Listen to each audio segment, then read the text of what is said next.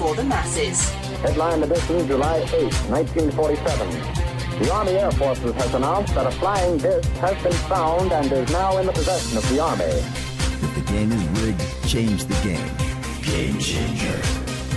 I occasionally think how quickly our differences worldwide would vanish if we were facing an alien threat from outside this world. This is Fade to Black with your host, Jimmy Church, on the Game Changer Radio Network and KGRA, the Global Radio Alliance. I need your help to get to the year 1985. You're listening to Fade to Black with Jimmy Church on the Game Changer Network.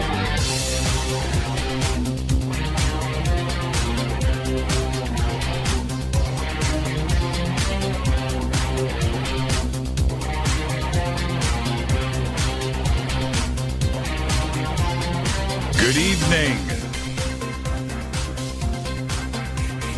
Fade to Black.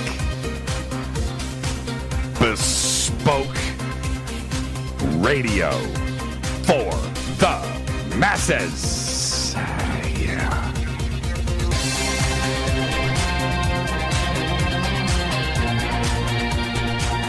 Today is Wednesday, June 26, 2019. 176 days into the new year, just 189 days left. We are live from a bunker somewhere in the middle of beautiful downtown Burbank, California. And I would like to welcome everybody listening all around the world, all across the United States. Hither and thither, to and fro, back and forth, up and down, east and west, north and south, far and near. This is Fade to Black for KJCR, the Game Changer Network, and KGRA, the planet. I am your host, Jimmy Church. What is cracking, everybody? How you doing? How you doing? All right. Tonight, very special guest, David Icke. David Icke is here live from the UK. So much to discuss. So much has gone down since the last time David joined us on the show. And, of course, we've got the release of his new film, Renegade, which has been banned. Yeah. So we're going to talk about that and everything that is going on this planet.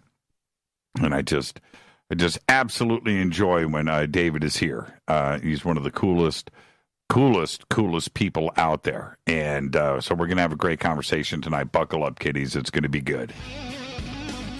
His book, The Biggest Secret, has been called The Conspiracy Theorist Rosetta Stone. Indeed it is. He has spoke all around the world. His speaking events are watched by thousands on every continent. Even mainstream scientists are concluding that reality is indeed a simulation. He's been speaking about that for years. But tonight we're going to discuss Renegade, the life story of David Icke. It's a feature film about his life and work, but and it has been released by The Orchard, but it has also been banned. Renegade was shot in 4 countries through the summer of 2018, and it brings everything to a new level. This is a film that will go down in history if you are able to watch it. I would like to welcome back to Fade to Black, David Icke. David, good morning, man. How are you? Morning, Jimmy. As well as I could be expected at 3 in the morning. Yeah, right. 3:30 in the morning. And thank you for doing this. You know, we appreciate it, David. And before we get started, you were scheduled to be with us a couple of weeks ago, and you said to me, Jimmy, I've got to apologize, but I need to get out of town and take a break. I need some rest. How are you doing, man? Are you bushy-eyed and bushy-tailed and bright-eyed? Yeah, I'm good. I had a week watching steam trains. I've been a fan of steam trains since I was a little boy in Leicester. in the English Midlands, which had about 3 railway stations. And so my childhood had steam trains. It was part of life. You know, it's what was pulling trains in those days. I'm old, you see. And so there's a lot of preserved lines in Britain, which basically just looked like it was when I was a kid. So I had a great week and up and running again. I would call that watching heavy metal. Yeah. But the heavy metal, because the engines are very heavy. Yeah, that's true. It is heavy metal. But everyone's got their own little way of chilling out, and that's mine. And it's kind of interesting, you know. You sit there on a train, or you're sitting at the side of the line watching them go past, and it just brings back so many memories of when you were a kid. Because my childhood was playing football and watching steam trains. That was my upbringing. So I had a great week. But as always, I'm up for what's coming now, and I think, you know, this next year and even the next few months are going to be very interesting. I mean, Renegade's out, which has gone down fantastically well, which is very pleasing. And I've got a book coming out in September, which is, let's just say, even for me, it's highly controversial. So that's going to be interesting to see the reaction to that. What? You just scared me. You just scared me. And let's back up a step here. The last 6 months have been pretty crazy. It should have been excellent and fun and rewarding, but the incident went down with the Australian government when you were here in Los Angeles. Of course, you were on the show and we talked about that. And then the excitement of the film, you know, it getting finished and getting released, the damper was put on that too as well. And before we get to what went down here in Los Angeles with the film and also in London, I want to ask you this. What is it about the press and the media where they can't sit down and talk to you straight, and where we can just clear their heads on the myth, right? The folklore, the legend of David Icke versus the reality of David Icke? Why can't they? Is it for clicks? They just want the sensationalism of promoting something about you that just, quite frankly, isn't true? No, I think you know, the film actually comes into this in a way, because the reason that a theater in Los Angeles, in Santa Monica, called the Aero Theater, which is owned by an organization called American Cinematique, and also own the Egyptian in Los Angeles, is because literally it puts me in a good light. We were supposed to have a premiere of Renegade at that theater some weeks ago now, and it had all been organized by the makers of the film, not by me. And the makers of the film, by the way, weren't making the film because you know, let's promote David Icke. They just thought it would make a good film and make an interesting movie. So it was supposed to happen about 6:30 in the afternoon, this premiere. People were supposed to arrive. And we were arriving at the Aero Theater for a 4 o'clock meet to have a technical run-through. 5 minutes to 4 it was. We're about 2 blocks from the theater. The phone rang in the back, the producer's phone, the producer of the film. And although he had the phone to his ear, I'm sitting in the front. I heard every word because this guy at the other end is screaming. And this was part of the conversation. Is this a film about David Icke? Well, yeah. Does it put him in a good light? Well, yeah, it comes across well, yeah. Well, so we're not having it then. And you see, when you're putting out information that the system doesn't want people to hear, big time doesn't want them to hear, then if you can't demonize someone for what they're saying, then demonize them for what they're not saying, and that will give you an excuse, because most people won't check. I mean, this guy on the end of the phone, he's just panicking because someone's had a go at him. What are you doing having this David Icke film on your theater?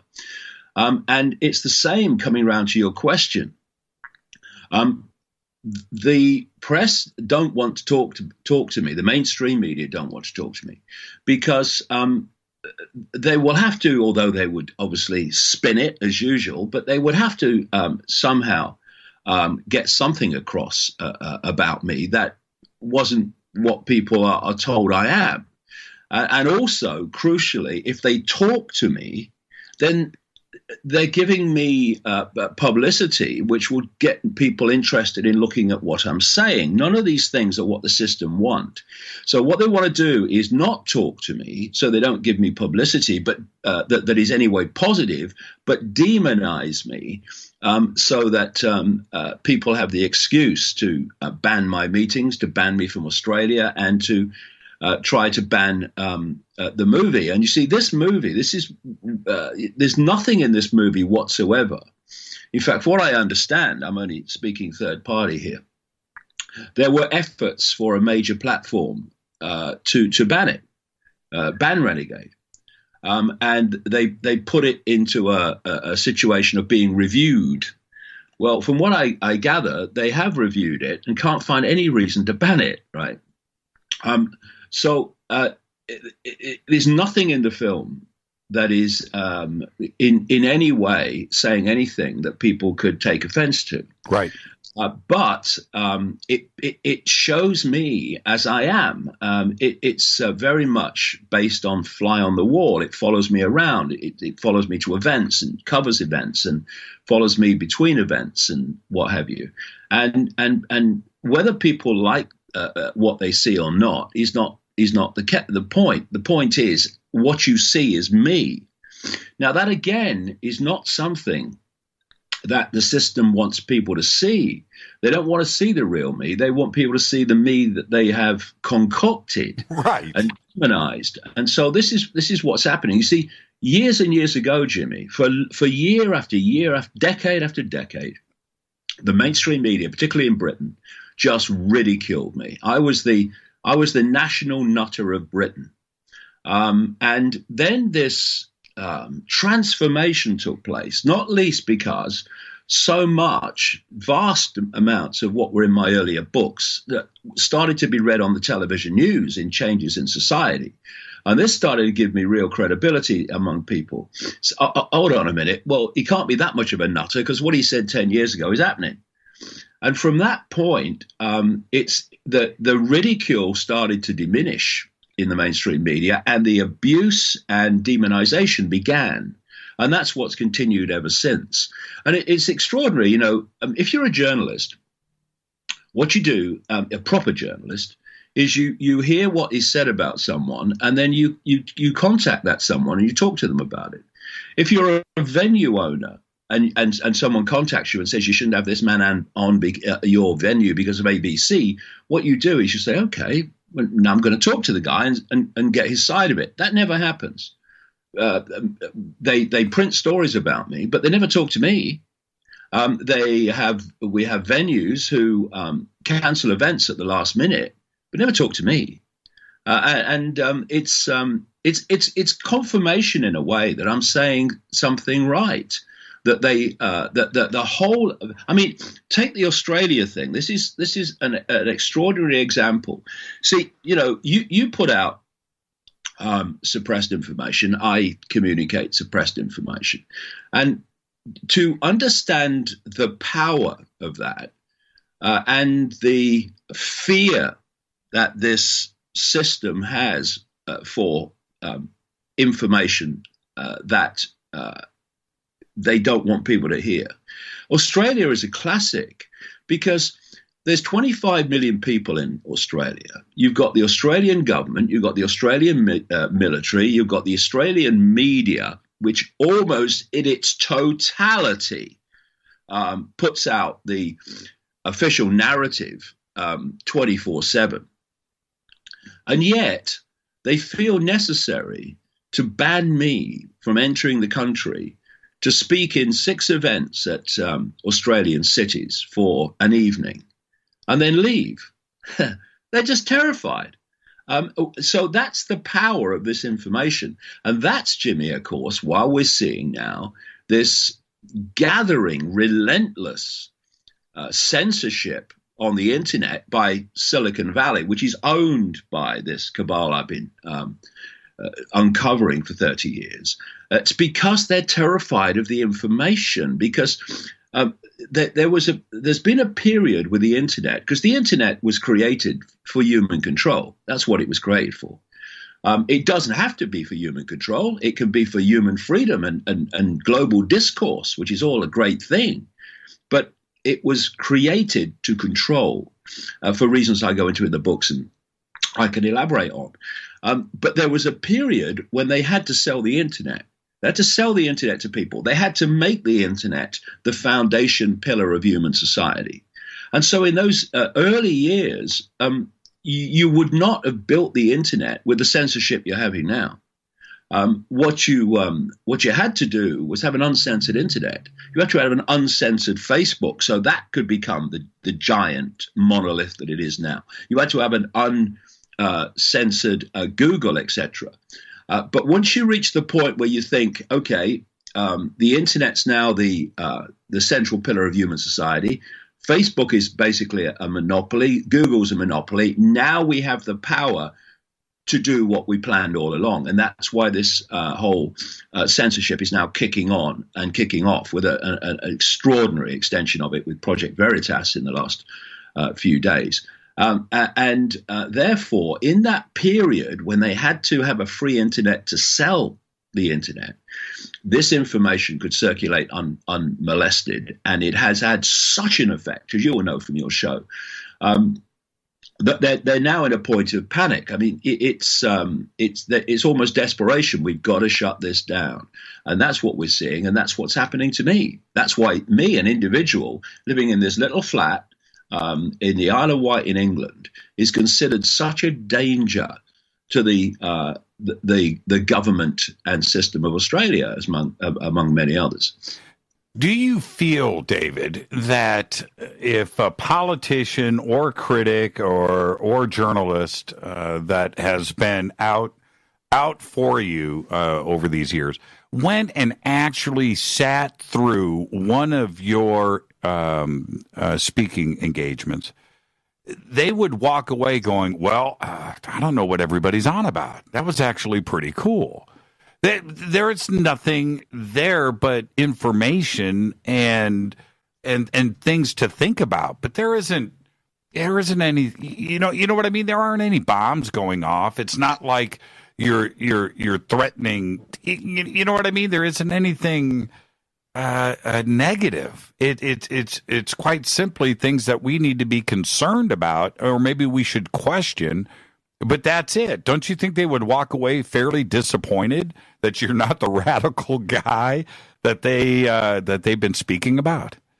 Yeah, well, I am radical, but I'm not what they say I am. Well, you understand what I'm saying, right? They would be disappointed. I know exactly what you mean. Yeah. Well, I have an example of that.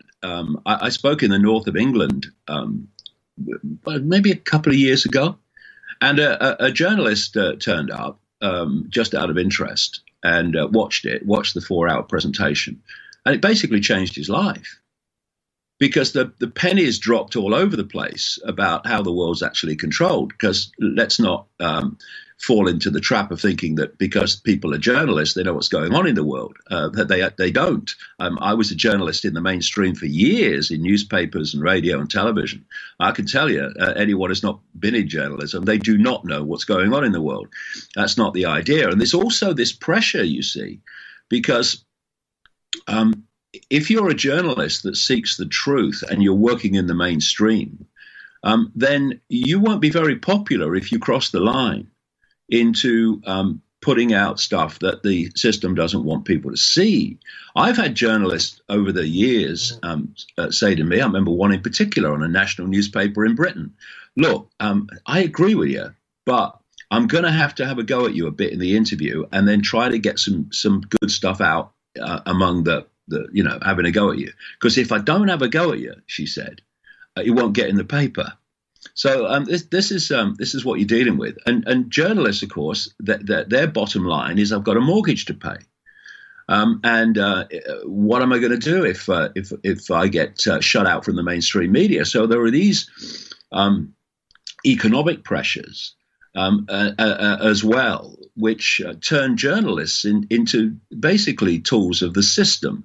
But most of them because they don't know that they're tools of the system. That's right. And some, they know they are, but they've got a mortgage to pay. That's right.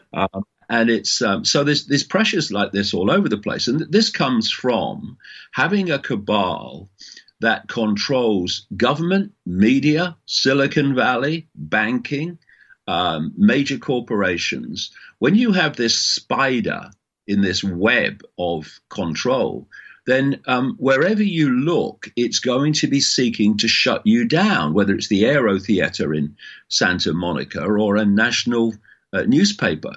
And you know, let's not avoid the elephant in the living room here about what is behind this demonization of me and demonization of much else. And that is a protection racket. That's what I call it, a protection racket operated out of Israel.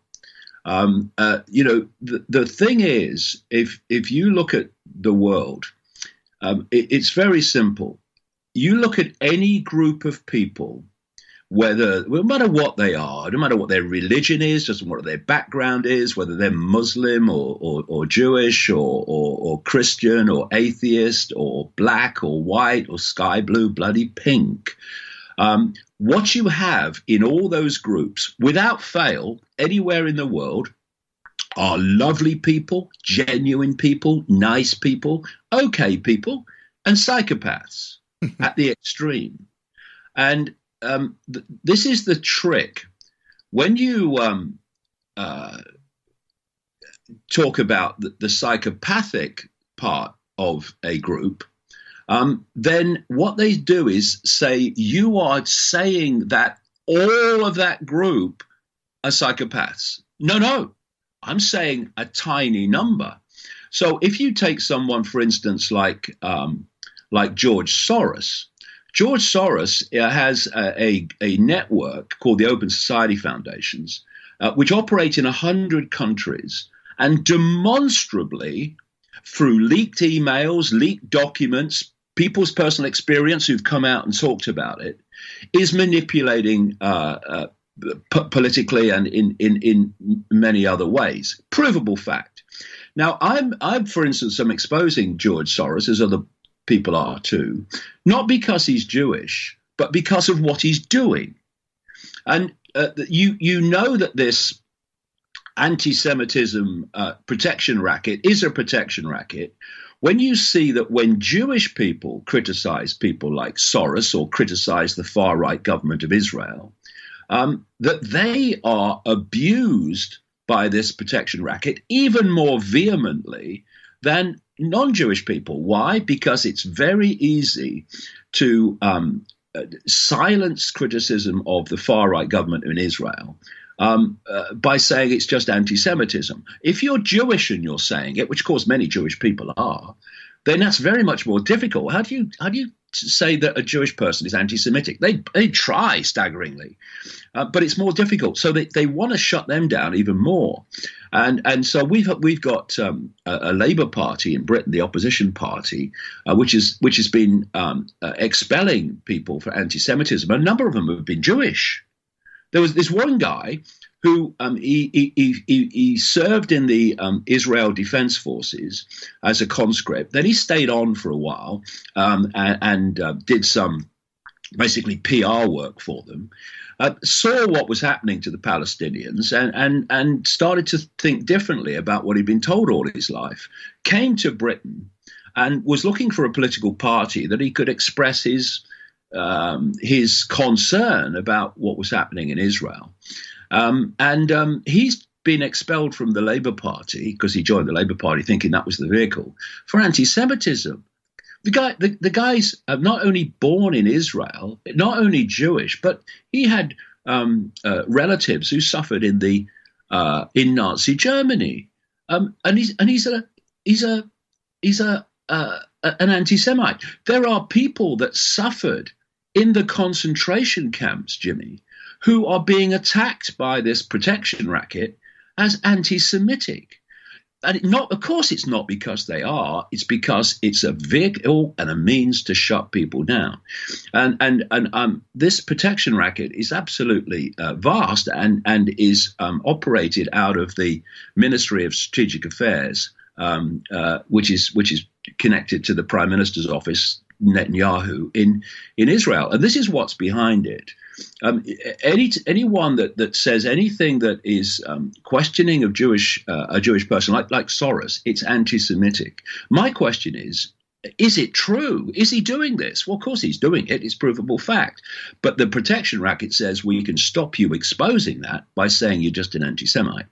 And that's the whole foundation of where this is coming from. And it's become such a toxic term that when people call venues and they say, this guy's an anti-Semite and he's going to attack Jewish people at your venue, their backbone starts vibrating very quickly and they cancel the event. But you've been to my events. You know that's not true. That's right. That's right. People who watch Renegade, Jewish people are not even mentioned in the film, but they're still trying to use this guy's an anti-Semite to stop people seeing it because it puts me in a good light. So this is what you're dealing with. And I know from my own experience that more and more Jewish people, not least in America, young Jewish people in America, are getting absolutely sick and tired of this a use of them, an abuse of them to shut down free discourse. I've got to take a break right here. I've got 2 minutes. So let me get one question in and try to get a quick answer. Okay. Which is this. When we are dealing with all of this, David, the internet now is empowering those that they want to have the juice.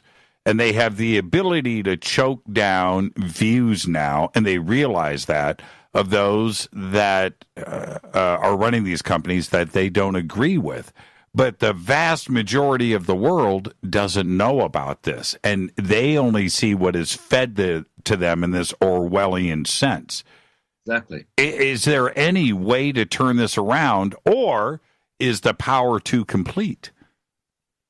Well, it's getting close to that. But the only power you can use, which is the power that we've discussed they are terrified of, is information circulating. And I would say this, you talk about the shutting down, quite rightly, of the free discourse on the internet through the Silicon Valley giants. One of the major frontline organizations that Facebook and Google and all these other people use to, quote, advise them what should be deleted and what shouldn't be, is an organization called the Anti-Defamation League, the ADL. It's based in America. But it's one of the frontline organizations globally of this protection racket. So how can you have and this is not me, so I've found this out. They openly say this, that they are advising all these companies on who to censor. And it's an organization that represents the government of Israel. And how can that be that these Silicon Valley companies are taking advice from a totally and utterly, quite demonstrably biased organization on who to censor or not? I mean, the Anti-Defamation League has one heck of a history, which has been exposed over the years, including keeping surveillance on activists in the 60s in America on behalf of the apartheid regime, the white apartheid regime in South Africa. It's got a horrendous history. And now it's advising Silicon Valley corporations on who to censor or not. It's extraordinary. And the scale of this protection racket is staggering. If people realize the scale of it, they would be shocked. And it's not representing the interests of Jewish people. It's exploiting Jewish people for its own agenda of censorship to protect the government of Israel from legitimate criticism and legitimate exposure. Let's take a break right here. Our guest tonight, live from the UK, by the way, Mr. David Icke. This is Fade to Black. I am your host, Jimmy Church, and hopefully we're not going to get shut down tonight. We'll be right back after this short break on the Game Changer Network and KGRA, The Planet. Stay with us.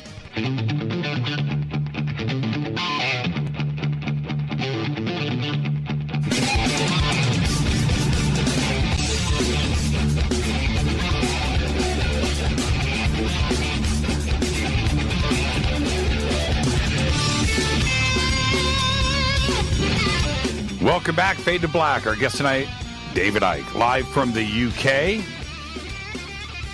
Tomorrow night on Fade to Black, open lines all night long. It is Fader night, and I'm sure we're going to be discussing the show tonight with all of you.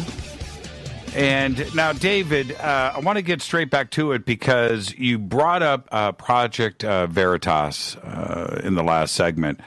And this is a situation where I guess we can all kick back and say, see, we told you so. This is what is actually going on. And for Janai to respond saying, that it was a casual chat. I'm using air quotes, David, right?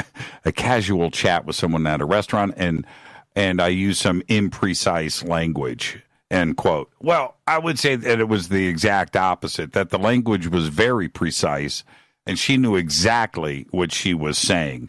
When you watched the video and read the article by Project Veritas, what were you left with? What went through your mind? Well, confirmation of what we already knew, but it was obviously great to have it exposed in a way that no one could deny. And, the power of this system is to have the power to stop exposure of the system.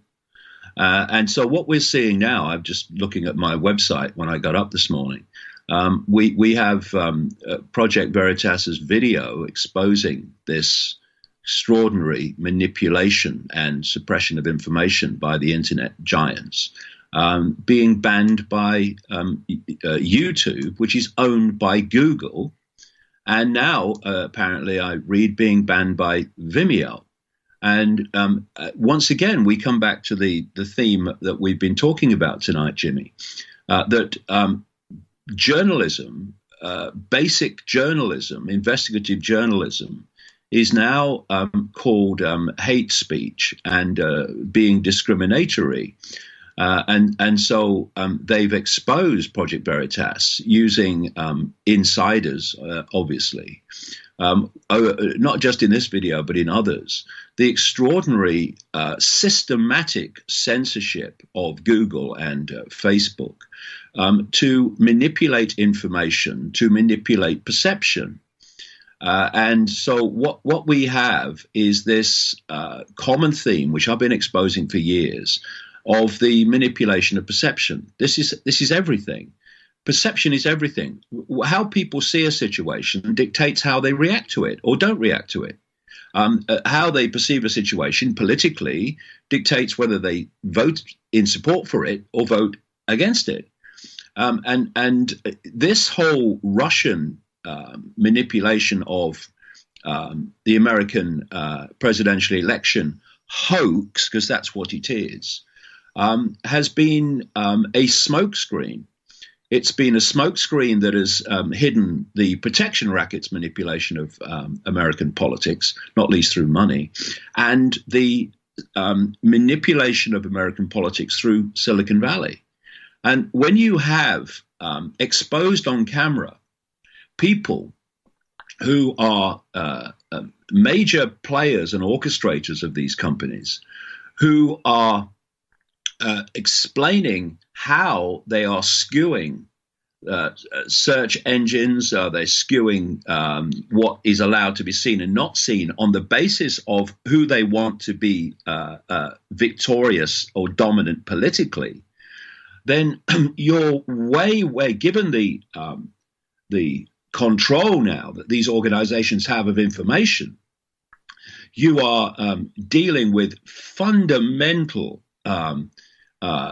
destruction of democracy. Because democracy only works if people have the free choice of who to support based on free information. If you don't have both sides of an argument, of a situation, then you're not making a free choice. You're making a choice that is skewed by the information you've received, forming a perception that encourages you to go this way rather than that way. And this is what they're doing. What they're trying to do, and it's not just in American politics, this is just an expression of it. This is across the entirety of human society. They're trying to get and create a one world everything. They want a one world government, a one world currency, a one world central bank, a one world a military, etc. And they also want a one world perception on which all the others are founded. A one world perception. That means that basically there is a narrow band of possible perception and you don't stray from it. Now, this is being manipulated in very obvious ways. One, by censoring information that would encourage people to have a different perception to the narrative, the one world perception. And the other thing is to make life so difficult, either through silencing them and silencing their potential vehicles for communication, and to intimidate them into silence by abuse and threats and consequences, so that you reach a point where only information that feeds that one world perception of everything is what anybody ever hears. That's where we're going. And it's becoming more and more extreme. I mean, when Project Veritas gets an insider to spill the beans on the systematic manipulation of information by Google and Facebook, as they've done over the period, both of which, by the way, are advised, like I said earlier, on what to censor and what not to censor by the Anti-Defamation League and other similar groups. Once you reach the point where, having been caught out by journalism, you then shut down the ability of that journalism to communicate what it's found. That's right. You're dealing in the most obvious, blatant tyranny. And I'm quite kind of laid back in the way I kind of respond to people, because let's deal with information. But when I see the Zuckerbergs and the Brins and the Pages and the Dorseys setting themselves up as we're doing this because we have values, which of course they don't have, otherwise we won't be censoring, it just turns my stomach, really. I mean, if you're going to censor to reach a political outcome that you desire, or I would say actually your masters desire, then at least be honest about it. Don't tell me it's because of your values, because clearly you don't have any. We're reaching the point now where they almost don't seem to care whether you know about it or what happens, because they know they have the ability to shut it down. Well, let me jump in really quick, because you bring up one of the most obvious points that you can, which is you have been talking about this one world situation and possibility and goal for a very long time. Yeah. Today, Facebook, YouTube, Google, and you can throw in Twitter to some degree, but Facebook, YouTube, and Google literally control 80% of the information on this planet. Anybody that is connected on this planet, which is 5 billion people, are getting their information from Facebook, YouTube, and Google. That is it. And that is a one-world situation that needs to be feared. And if they control that, David, where are we? And I need your answer on that, because if they suggest that they're fixing this, or that they will fix it, like Zuckerberg, said in Washington recently. You don't know what code writers are doing. You don't really know how the engine is running. You don't know what has been fixed or not, and neither does anybody else. And you have to take them at their word, and they're a monopoly, and there's nothing really, honestly, we can do. And that's the one world situation that has been the goal, isn't it? Yeah, I'll talk about what I think is the next stage of this as well. You look at how this has unfolded, and it's unfolded systematically. It's not happened by random chance. The plan all along was to move information that leads to human perception onto the internet, because once it's there, algorithms can, through AI, can dictate what people see and hear. And the idea in the end is these AI algorithms are encoded so fiercely that you won't be able to post anything, never mind post it and have it taken down. That is outside of this narrative. And, if you go way back in journalism, and you do have to go way back, you had around the world, in this country, I worked for some of them, and in America, you had a vast array of local newspapers, which most of which started out pretty much in and of themselves, organically.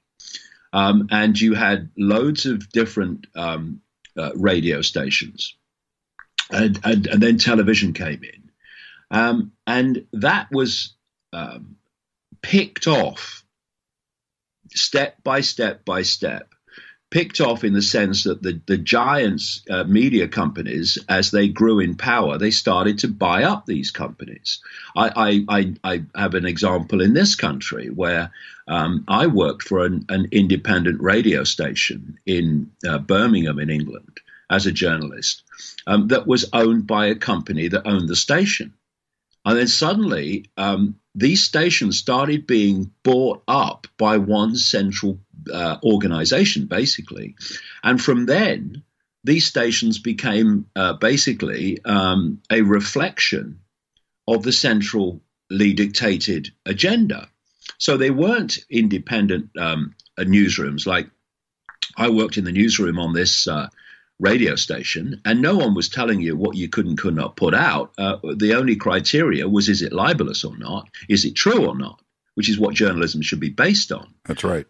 But suddenly, as they were bought up, this central body was now dictating what could not be heard. And in many, many cases, the newsrooms in these stations, because they were basically music and news stations, the news part of it was shut down. And the news came increasingly centrally to all the stations.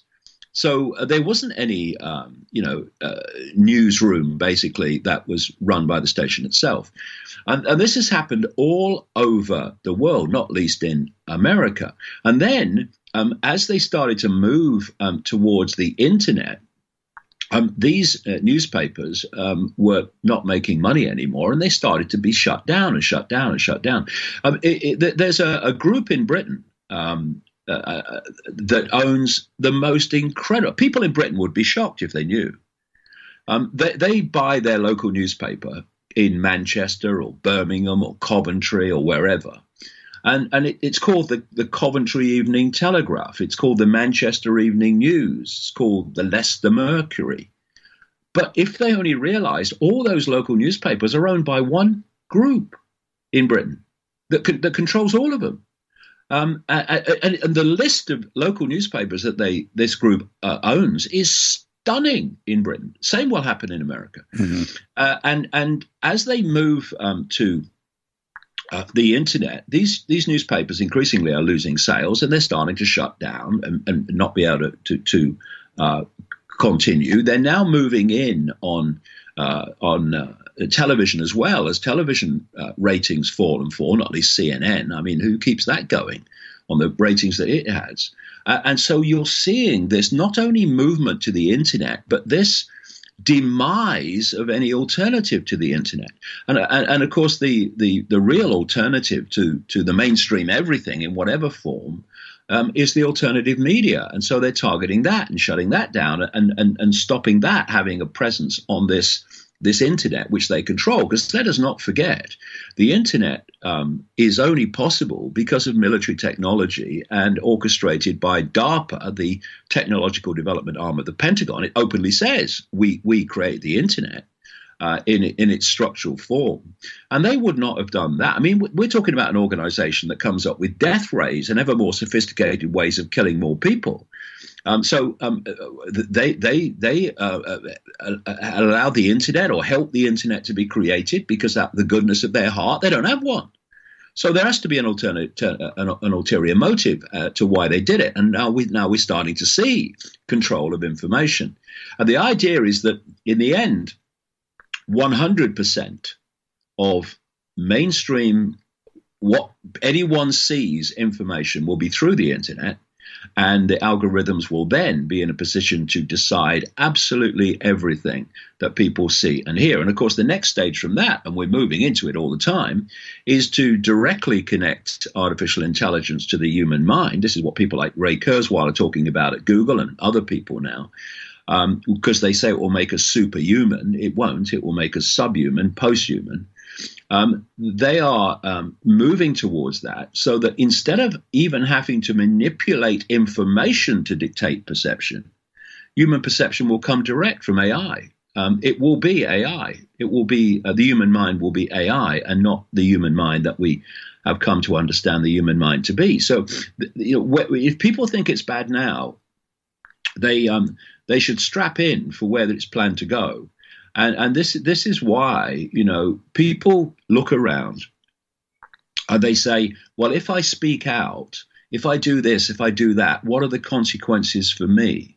Well, that's a process of thought that I never go through, never go through. My criteria is it true? Yes. Okay, let's go with it. And if people don't like it, well, they can do the other thing. That's all right with me, and that's their free choice. But I'm not going to not put out what I know to be right on the basis of what are the consequences for me. People will see that when this new book comes out. And I would say this to people who say, what are the consequences for me? I better shut up because what will happen? Right. The consequences of not speaking out now, of not standing up and against this are far, far, far worse, not least for your kids and grandkids, than they ever are for speaking out now. And if enough of us do it, there's 7.7 billion people in the world. The number of people that are actually knowingly orchestrating this is absolutely tiny by comparison.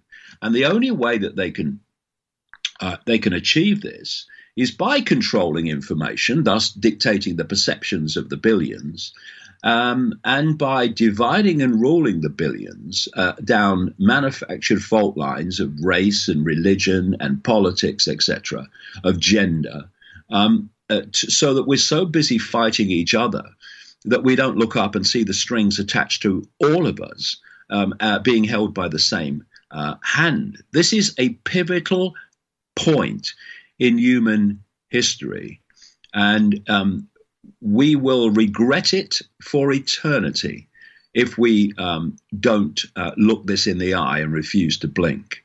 Do you think, the Zuckerbergs of the world, I mean, I know Jack Dorsey, okay, let's just put that out there on the table. I know Jack, and I've always, and especially when I first met him, I've always found him to be, at least then, a very genuine and cool person. Right, I feel that. I've met him, talked to him, and he helped me open up my Twitter account. Right? Okay, so that being said, I don't feel like they were morally corrupt when they were younger, and I'm not sure if they're morally corrupt now. But those around them and who are manipulating them are. Let's not forget. You brought up DARPA. The internet used to be called the DARPA net. And that's the foundation of what they've built everything on. Do you think that they're morally corrupt now, or it's those that are influencing them and they don't have really anything to do with anything? Well, two things. If they're not morally corrupt now, then they are not very bright. So it's one or the other, because there is no justification morally or in terms of basic fairness and justice to be manipulating information systematically to create a desired outcome. There's just no that's the foundation of a tyranny. It's not the foundation of a free society. And my view is that nothing should be censored at the point of delivery or before the point of delivery. And it's a very people say, what are you talking about? Well, first of all, there are laws against incitement to violence. There are laws against incitement to burn someone else's house down. There are laws against incitement to for sexual abuse against children, for instance, something I've been exposing for 30 years. And therefore, after the point of delivery, you deal with it. And that's how I say it should be. Because if you're dealing with things after the point of delivery, you do not create a situation in any way, shape, or form in which any authority can decide what you see and hear. Right. Because it's out there and then it's dealt with. Once you take on the concept that it's okay to censor before the point of delivery, then you are doing exactly the opposite. You are giving an authority the opportunity and the power to decide what people see and hear. And of course, they won't just, as we're now seeing very clearly, with that power, they won't just censor, the stuff that I'm talking about, and incitement of violence and terrorism. They won't just censor that. In fact, a lot of that stuff is not censored because it suits the system. They'll censor information they don't want people to see, and they'll find more and more excuses for it. It will be hate speech. It will be fake news. It will be somewhere in the middle of nowhere, someone's upset. And what you're looking at, you see, is a constant expansion of reasons to censor, a constant expansion of what constitutes something that must be censored. And this, by the way, going back to what we've been talking about in part tonight, this is why we have this new definition of anti-Semitism that has been pushed in the last few years, and more governments and organizations are taking it on. And what this new definition of anti-Semitism does, it's not just, as it should be, the definition of anti-Semitism being hatred of Jewish people for being Jewish. I mean, that's very simple, and it's absolutely abhorrent, but that's the definition. It's criticism of Israel. It's encompassing criticism of Israel. And it's encompassing anyone who happens to be Jewish is anti-Semitic, no matter what they're doing. George Soros is an example. So that's a wonderful classic example of how the definitions of what should be censored and what is hate speech and what is fake news is constantly expanding to encompass more and more and more people. Now, these people that are apparently running these organizations, they are administering this. And if they're not doing it knowing that what I've just said is true, then they're doing it in ignorance, but certainly one of the two. And, when I look at Mark Zuckerberg on Capitol Hill, and I look at him staring into the headlights of an oncoming train, right, unable to answer the most basic questions, his backbone shivering, and his eyes saying, "Where am I? What am I doing here? What's going on?" The idea that he is ultimately running Facebook is a joke. It's a joke. We got to take a break right here, and we'll pick up, David, where we are leaving off right now. This is Fade to Black. I'm your host, Jimmy Church. When we come back, David, we're going to continue with Facebook. There's some crazy news that broke out this week. We'll cover all of that. This is Fade to Black. Our guest tonight, live from the UK, Mr. David Icke. This is Fade to Black on the Game Changer Network and KGRA, The Planet. You can follow me at JChurchRadio on Twitter. You can follow David at David Icke. The links are right there.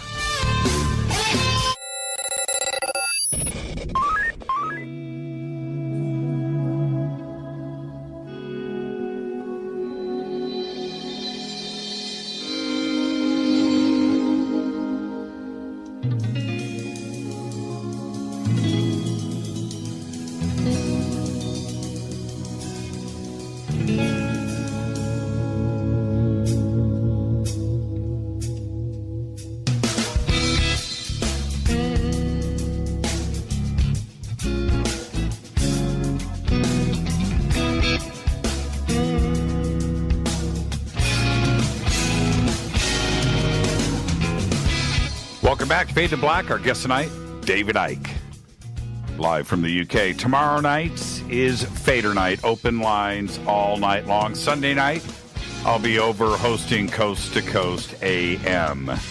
And that's our week. And getting back to our conversation, David, swinging back, let's back up the truck a little bit. And going back to the one world discussion with Facebook and YouTube and Google, in that, I thought one of the most shocking announcements that I could ever read was the announcement of Libra and the Facebook currency running on the blockchain to develop a banking system for 2.7 billion people around the world. And you have to step back and go, wait a minute, hold on. You already control the information, but now you want to be the bank to half of the world's population. That is a serious amount of control, and it doesn't look like anybody's going to step in and stop this. But that's exactly what it is. It's a banking system for 2.7 billion people. Yeah, when I watch the news these days, I just shake my head and smile, really, because it's what I was writing about decades ago. And I don't say that to say, look at me, or all that's happening. I said this was happening because to see how right I was. I say it for this reason. If I knew about this 30, 20 years ago, it's not random, is it? It's not happening by chance, is it? Because if it was happening by chance, I couldn't have predicted it. Right. I couldn't have said this is the agenda, and the agenda happened. Not possible. Because it's random, but it's not. It's systematic. The idea is that these internet giants constantly expand and encompass more and more and more of human society. I mean, we shouldn't forget Amazon. Amazon is vital to this. You have a company that started out as a seller of books. That's how it started out. And the idea initially was for Amazon to control the book market and to destroy the independent book production and distribution and control it if they didn't destroy it. And they've done that. Amazon absolutely dominates beyond belief the global book market and book distribution. And of course, it's gone through the same process as the others, whereby there was no censorship of books on Amazon, and now suddenly there's censorship of books on Amazon. It's the same thing. Pull them in, pull the fishing line out, and then pull the fishing line in. And so Amazon now is massively into, first of all, selling everything and dominating the market. So basically people do what Amazon says, or their business goes under. But they're also massively, most people don't realize this, into cloud services for the intelligence community and for the military. And so you're seeing Amazon going from just a book site, as it began, to become this massive controller of so much of human society and commerce, and also cloud services. And you're seeing the same with Facebook, where it starts as a social media platform and then expands and expands and expands and encompasses more and more things. And you see the same with Google. It was a search engine, and now it's encompassed more and more and more things. It's massively into AI and the development of that for reasons I've talked about. So is Facebook. So this is what you're seeing, and they are like monsters swallowing human society in all its forms. Now, crucial in the way that society has been systematically, again, structured, is to control money, because money is choice. And what is choice, if you break it down? It's freedom. Freedom is choice. The more choice you have, the more freedom you have. The less choice you have, the less freedom you have. So going on to what we've talked about today, freedom is the choice to have access to all information on which to make a free choice on what you believe. Censoring that choice, as is what's happened increasingly, is actually to delete that freedom of choice by not giving you the whole picture, but only the picture that will get you to see the world in a certain way. And you say to most people, what would you like to do with your life? And they'll tell you, and you'll say, well, why aren't you doing it? Why aren't you making that choice? And they'll say, because don't have the money. So money in society as it's structured is the key so much to choice, which is the key to freedom. And what I've been saying since the 1990s in the books is that the plan has been to get rid of cash and to have a one world, that phrase again, single electronic currency, digital currency. And there's major fundamental freedom reasons for this. If you go into a store now, and increasingly, of course, cash is flying out of circulation all over the world. They're taking out ATMs so you can't get access to it. They're shutting down branches by the score in Britain so you don't get access to it. And they want to push you online with your financial interactions, because then that they A, know everything you're doing, and B, they can control you financially if they want. I mean, you know, you have the old kind of bank book, or what we used to call in this country your building society book, and what you own is in that book. And when you go into the bank or the building society, and not there are many of them left now, they put in your book. This is what used to happen. What you have in their accounts. But now it's online. The potential is there just to wipe people's accounts out. You know, we're seeing now people being censored by YouTube and Facebook and stuff. You're not saying that. And therefore you cannot have discourse on the internet because we control that. Well, if they control the money, they can shut your ability to even operate financially down. So if everything's through the internet and they control the internet, how are you going to function financially if they have control of whether you can do that or not? Because that's the stage we're moving into.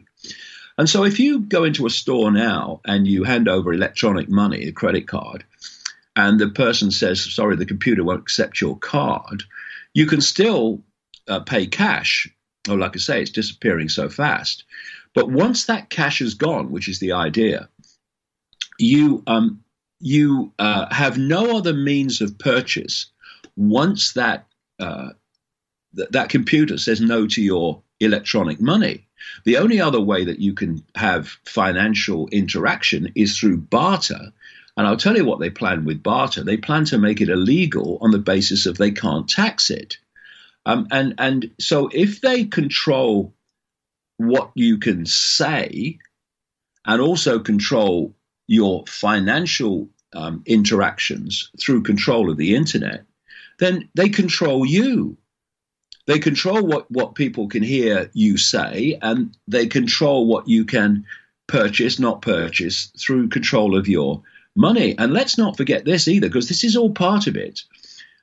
There's this phenomena that's increasing all the time. In fact, someone did a spoof one of Zuckerberg recently, where they take a video and they can make a person say in your voice whatever they want it to say, and the best of them are very difficult to tell, and in the shadows will be technology way beyond what we see at the moment, where you won't be able to tell at all that what the person is saying, they've never actually said, although they appear to be saying it in front of your eyes, because the voice is perfect, it's your voice, and your mouth is moving to that voice in a way that you're saying it when you've not said it. Do you know that the technology has reached the point, Jimmy, you probably know, where they can take a still image of someone and they can make that animate and speak to the voice. I've seen presentations in terms of voice mimicking, where they can actually type into the system words that they want someone to appear to have said, and the system will make that person's voice appear saying those words, even though that person's never said them. This is something I've been researching for a long time, because it goes back much further, because there's always a difference between what we see in the public arena and what's possible outside the public arena. So imagine this situation, because this is coming if we don't get our finger out. They control your money, they control what you can say and can't say, and they can have people appearing to say things that they've not said. So if say I was barred from the internet and I couldn't get across on the internet what I'm saying, and then videos of me started to appear with me saying outrageous things as if I'm actually saying them, and no one can see that actually it's all been faked, then I am being demonized by fake videos at the same time that I, the real person, cannot point out that these videos are fake. This is the scale that we're going into. I'm not saying this is going to happen tomorrow, but not too many tomorrows away. This is where they're going towards, the complete and utter control of perception by the complete and utter control of what people see and hear. And so this currency that has been announced by Facebook is absolutely classic. And you know, I have been saying over the years, and I'm not being very popular in some quarters for saying it, when you're talking about Bitcoin and stuff like that, I've said just hold on a minute, let's get too excited, because while Bitcoin has been very good for people who were in at the start, they made an enormous amount of money. I've met some of them, and good luck to them, really. But ask the question, always ask the question, who benefits? And they don't mind a few people benefit in the initial, start of it, just as they didn't mind the free flow of information. Well, they did, but they knew they had to accept it. Right. The free flow of information when the internet first started. But where is this going? And whether it's a blockchain or whether it's whatever, and it's interesting that this is what this currency of Facebook, the system, is now moving towards. It's a cashless currency. Now, I have no problem with, cashless digital currency. It can be very efficient, especially when you're going around the world and moving between countries. All right, you don't have to get rid of that. I'm not saying go back to just cash, but once cash is gone, then the Armageddon of money control and people control then opens up. While you've got cash, you've got this alternative to this control. If you want to operate in the cash society and only use cash, you can. And if the system turns down your digital money or shuts you down on the internet, then you're financially on the internet, through the internet, then you can go to cash and use that. Once cash is gone, it's over. There is no alternative to that which is utterly controlled by the system. And this Facebook thing is part of that. I've often thought one of my fears in the cashless society is this. You know, you're walking into a convenience store, right? And you see a guy on the ground sitting there homeless, right? And you're like, man, what's up? They turned me off 2 weeks ago. You know, and it wouldn't take long for anybody to go to the very, very bottom of everything if you were shut off. It would take days. If you can't eat, you can't buy food, no electricity, no gas, no car payments, nothing. If you get turned off in a cashless society, there's nothing you can do about it. And that's my fear. That is exactly the plan. That has been the plan all along. One of the things I've been writing about for, again, decades is something I call the Hunger Games Society, which is, I say, where society is being directed. And the Hunger Games Society, if people, and of course I use that phrase from the Hunger Games movies, because you saw in the Hunger Games movies this elite, this tiny elite dictating to everybody who and everyone else lives in poverty, basically. This is what I mean by the Hunger Games Society. If people imagine a pyramid, and at the top of the pyramid is a tiny, tiny few people. People now talk about the 1%. At the bottom of the pyramid is basically the rest of humanity living in financially limited servitude at the behest of the few.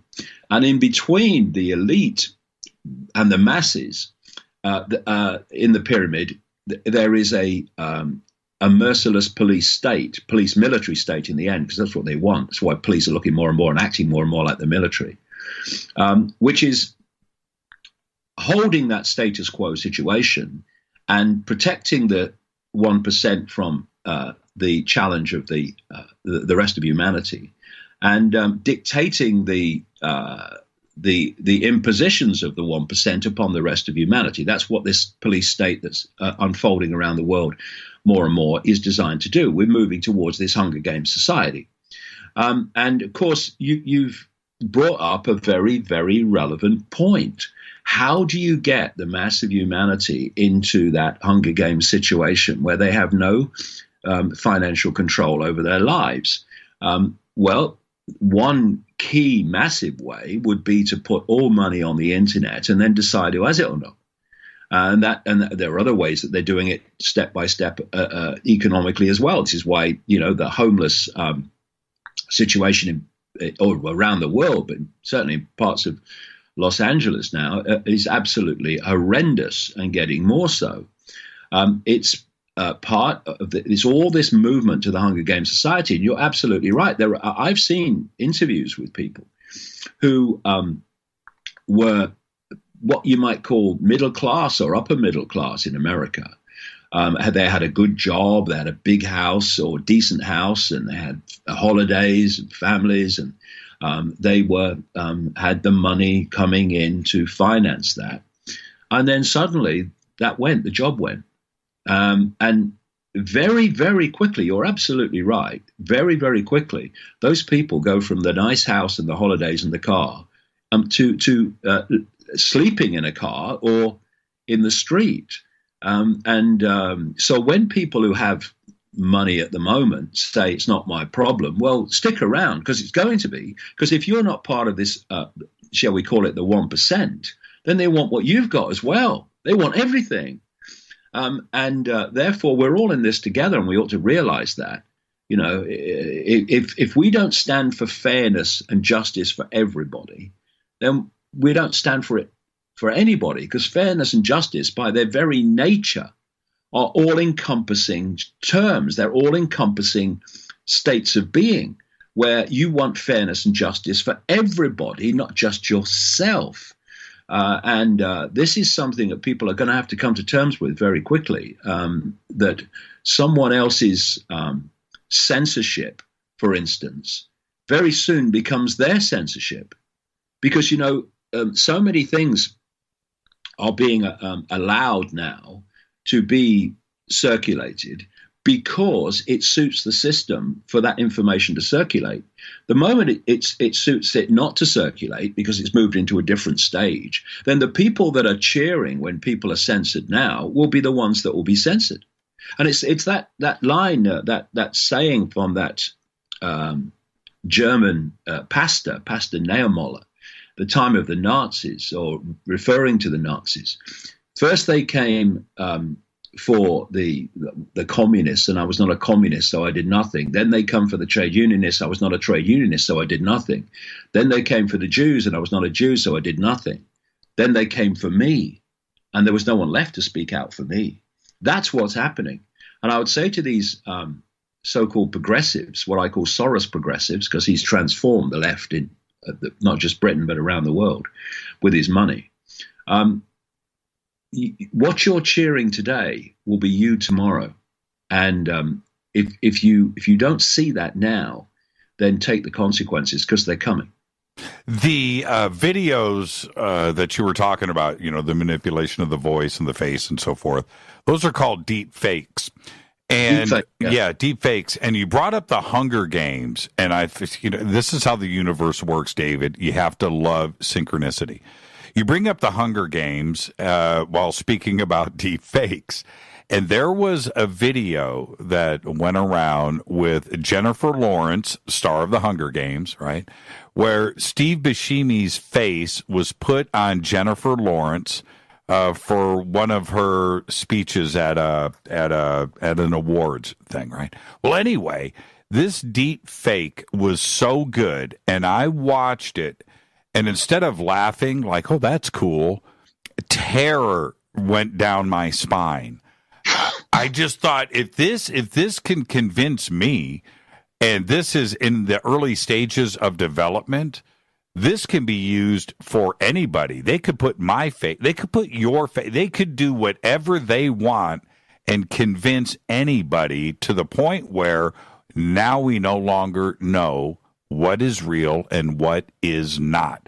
And somebody with that kind of power that wants to freak everybody out in a nanosecond, right, at the speed of light with the internet, will be able to do just that. We're coming up to an election season here in the United States, and the ability to do this is going to be manipulated. I can nearly guarantee you that is one of the battles we're going to be facing here in the next year. It is absolutely going to happen. And ironically, it will be a battle politically between the usual masks on the same face, representing apparently different parties, but actually representing the one-party state. I'll tell you what really hit me in terms of what you just said, Jimmy, was many, many years ago. I mean, people might, remember how many years ago it was. I took I know how long ago it must be, because my son, Jamie, who's now a big strapping 26-year-old, he was a little boy at the time. And I took him to a movie, and you'll remember the name. It was about a mouse living with a family. And it was an kind of animated mouse, but it was and lived with his family. And the mouse spoke, English, but what they had was in the movie was a gang of cats, like like a human gang of cats, and they were after this mouse and etc. But what struck me all those years ago is these cats were speaking as if they were human. And when you looked at their mouth movement, you couldn't tell that it was all fake. Right. It seemed as if these cats, and they weren't animated cats, they were cats, but they'd manipulated their mouths technologically to appear to be speaking human language. And it was so amazingly done. I thought at that moment, seeing's no longer believing. It never was, but even more now, seeing is not believing. And now look, that what was actually used in that movie to make that so effective is now mainstream. And if you then, like I said earlier, look at what they could do then in the movies, what they can do now, with packages, technology packages on the internet, what the heck can they do in the shadows now in terms of producing these videos where you will not be able to see the join, and you will absolutely not be able to know if someone's actually said it or they have not. This is the world we're moving into. Yeah, it's going to be, I got to take a break right here, but it's going to be the art of building a defense against deep fakes. In other words, that's not me. I'm not in that. That's not me. Somebody created that. And now you are going to be put into a position, this adversarial position of defending yourself against a deep fake and being bogged down with that. Meanwhile, the deep fake is out there, David. The damage is done. Right? And that's what's going to be the long-lasting thing, is what is in people's memories and what was said. And I envision something like this. A couple of candidates are running for political office, and then the video surfaces of one of those candidates talking off camera, maybe even in a crowd of people, right? A statement is made, and then that deep fake hits the internet. It could be the craziest statement ever.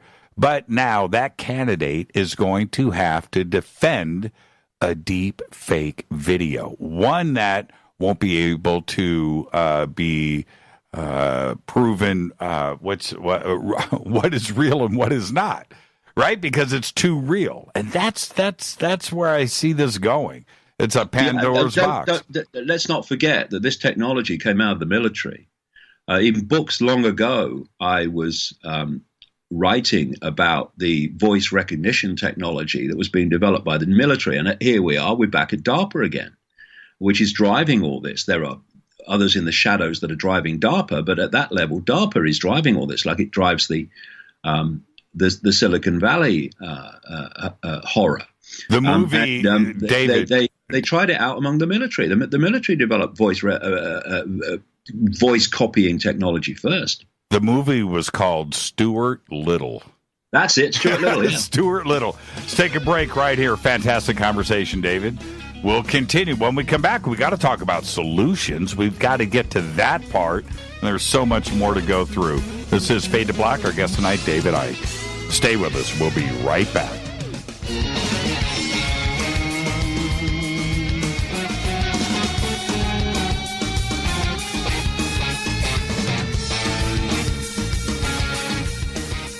Welcome back, Fade to Black. Our guest tonight, David Icke. Tomorrow night, Fader night, open lines all night long. I got a couple of days off, then I head over to Coast AM on Sunday night. My guest will be Dr. Stephen Greer and Richard Dolan. All right. So, David, okay. Before we get to solutions, I want to discuss entropy.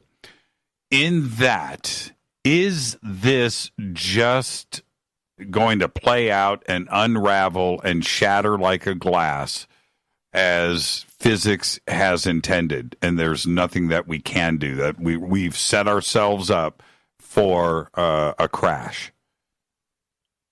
Well, you need to, or we need to appreciate the nature of reality before we can talk about solutions and before we can talk about where this is going and if it ultimately goes there. The greatest suppression of all is the suppression of the nature of reality that we are experiencing, how we interact with it, and who we are ultimately. What is this I that we talk about?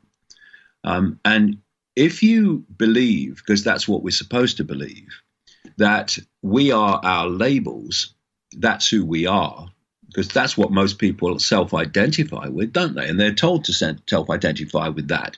You are a man, woman, black, white, transgender. You are a Muslim, a Jew, a Christian, whatever. These labels are simply experiences that our eternal I a state of awareness, no form, just a state of awareness, is having. And what the system has done on purpose, if you go deep enough in the shadows, is to set up a system in which we are handed our labels from the earliest possible age, and we self-identify with those labels, and we identify others by their labels. And once you do that, of course, you have limitless potential for divide and rule by playing labels off against each other. And what we're having now is the constant subdividing of previous labels into smaller labels. This is what the whole self-identity and identity politics is all about. It's about, creating more labels that you can play off against each other. So now we're having feminists and transgender activists in conflict with each other through that subdivision. And the other thing is you're creating more and more smaller and smaller subdivisions of labels for people to self-identify with. So they're what I call their I am R's get smaller and smaller and more limited. And what this is doing is taking people further and further and further from an influence and a perception of the true I, which is consciousness, the consciousness that's having the experience. And what transformed my life, just as an example, is when I stopped self-identifying with my labels that I've been given since birth and started self-identifying with being the consciousness having those experiences. I'm not David Icke. David Icke is a name given to my brief experience in this reality. What I am is the consciousness having those experiences. And then you start to look at reality itself. If this world is, as we experience it, solid, and everything is apart from everything else, we literally do live in a physical world of division, then what is happening now is unstoppable. It's unstoppable because they have control of so much already that it's going to be impossible. And if you have the perception that we live in a solid, physical, everything apart from everything world, then the only thing that you can really think of is we must fight the enemy. This is where you get we must stockpile weapons and all that stuff to fight the enemy, which is what the quote enemy wants, because it gives them the opportunity to have an excuse with your weapons to blow you away with state-of-the-art weaponry. So the understanding of the nature of the true I and the understanding of the nature of reality are fundamental to how we get out of here. And this is, again, why, if you go deeper into this, why the target is primarily, more than anything else, human perception. Imagine the internet, Wi-Fi, and the Wi-Fi internet is the entirety of the internet. And potentially you can experience anywhere on the internet and potentially the totality of the internet. But you are choosing through your connection to the Wi-Fi internet, your computer, you are choosing only to go here or only to go there. This is your perception, and so that's all you do. So what appears on the screen of your computer is a reflection of your perception. Your perception of reality appears on the screen as that part of the internet which your perception of reality will manifest on the screen. Now, if you take, as I've been saying for nearly 30 years, the human body, which is simply a vehicle for eternal consciousness to experience itself and experience different realities, and this reality, it's a biological computer. And it will decode a certain band of frequency, which is called visible light, etc. And visible light is absolutely tiny compared with what exists in the universe. That's mainstream science. It's laughably minute. And yet everything that we see and experience visually is within that tiny smear of frequency we call visible light, which is only a smear of the electromagnetic spectrum. That's how small it is. And if we keep with the label consciousness, as I call it, then that will give us a perceptual myopia, both of ourselves and society, that will mean that we will only interact with the infinity of possibility, what I call the cosmic Wi-Fi, within the bounds of that perception. Just as you go on the internet and your perception will dictate where you go and where you don't go. And so what's happening is the base form of this reality is waveform information. Think Wi-Fi. And this biological computer is interacting with that Wi-Fi, that cosmic Wi-Fi, that potential possibility and probability.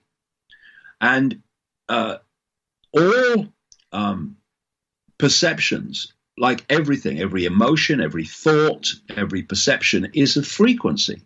And the perceptional state that we're in is dictating the frequency that we are resonating on, that we are operating on.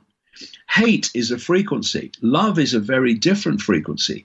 Depression is a frequency. Joy is a very different frequency. And so our perceptions are dictating all the time the frequency band that we're operating on. And that frequency band dictates how we are and where we are interacting with this cosmic Wi-Fi field of waveform information.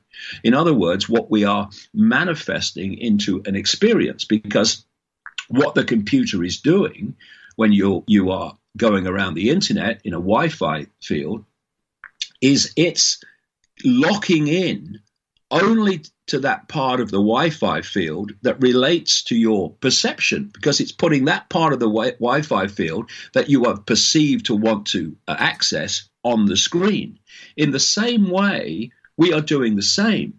Our perceptions are dictating what, where, and what scale of this cosmic Wi-Fi that we are accessing.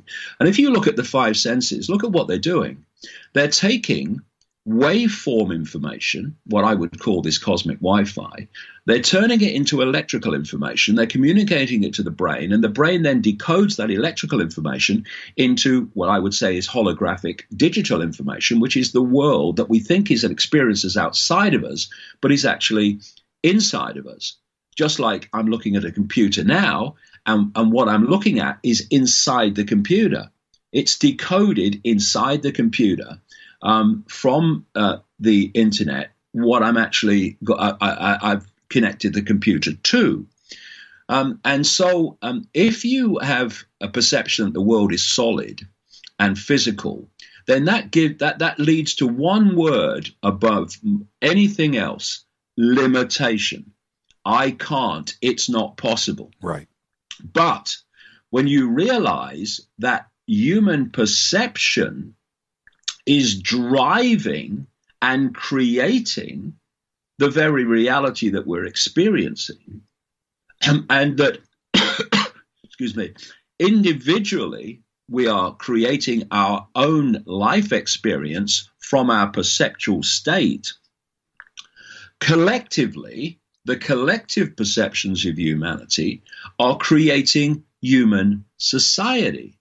So if you have, for instance, a perception of I'm my labels, I'm just little me, I have no power, then that perceptual state has a frequency, and it will be a very small, narrow, low vibrational frequency, which has been generated from that perceptional state. You will then interact with the cosmic Wi-Fi of possibility and probability, and you will only manifest in your life a reflection of that interaction frequency band, and that will reflect your perception. You will live a life in which it will be almost a self-fulfilling prophecy. What you perceive yourself to be is what you experience yourself to be. And So if you transform that self-identity and you say, I am not my labels, I am infinite awareness having an experience called those labels. Excuse me, it's got a frog in my throat. That's okay. That's okay. Take a drink of water. Well, okay, and I'm going to allow you, while you're drinking that water, and complete this thought. In your presentations, you do a section about the educational system and how it manipulates you all the way through elementary school and junior high and high school and college. Then you graduate, and you are told the entire time these goals of going to work for a big corporation, sitting in a cubicle, working there for 35 years, retiring, getting a 3-car garage with 3 cars in the driveway and a pool in the backyard is your ultimate goal. And you get to the end of all of that and you go, is this what life is all about? This isn't the dream. Well, that they've been very successful, David, in doing just that.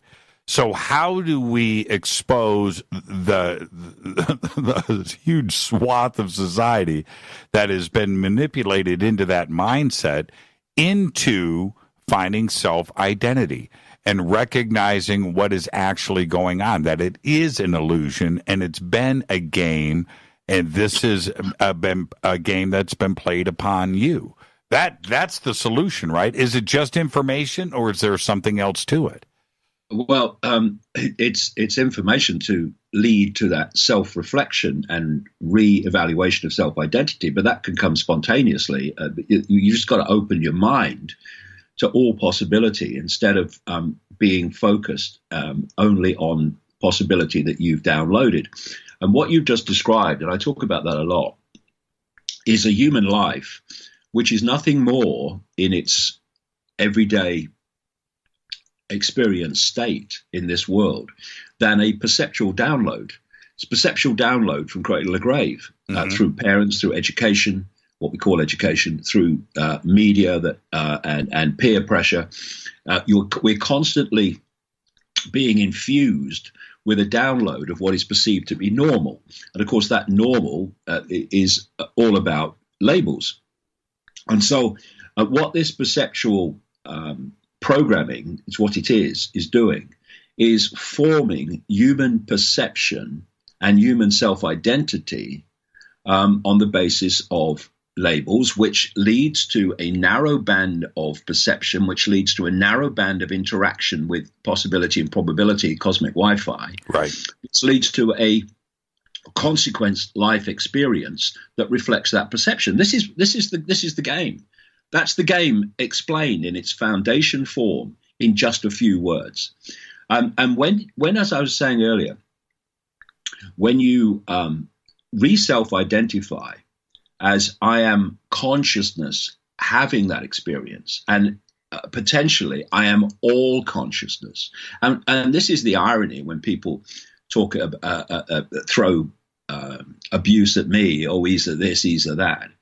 I am the ultimate, in my philosophy, a non-racist, but also non-label.